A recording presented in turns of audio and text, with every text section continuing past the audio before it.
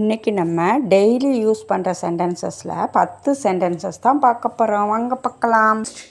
நான் நேற்று என் நண்பனை பார்த்தேன் அப்படி சொல்கிறதுக்கு ஆங்கிலத்தில் ஐ saw my friend yesterday.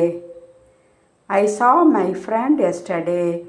Next நாளைக்கு நான் காலேஜுக்கு போக மாட்டேன் அப்படி சொல்கிறதுக்கு ஆங்கிலத்தில் I won't go to college tomorrow.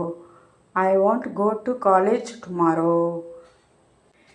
நான் உன்னை திரும்ப அழைக்கிறேன் அப்படின்னு சொல்கிறதுக்கு ஆங்கிலத்தில் I will call you back. I will call you back.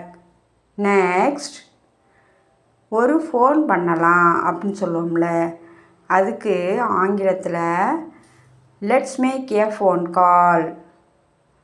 Let's make a phone call.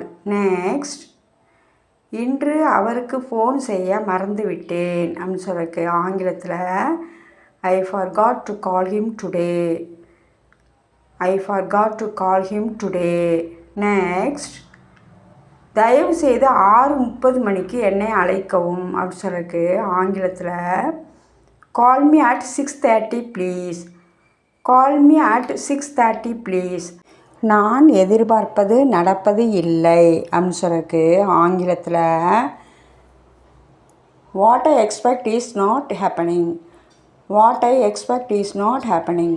Next தேவையில்லாமல் பேசாத அப்படின்னு சொல்லுவோம்ல, அதுக்கு ஆங்கிலத்தில் டோன்ட் டாக் unnecessary.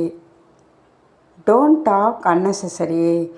நெக்ஸ்ட் அவன் ஆங்கிலம் பேசுவானா அப்படின்னு கேட்குறதுக்கு ஆங்கிலத்தில் டஸ் he ஸ்பீக் இங்கிலீஷ்.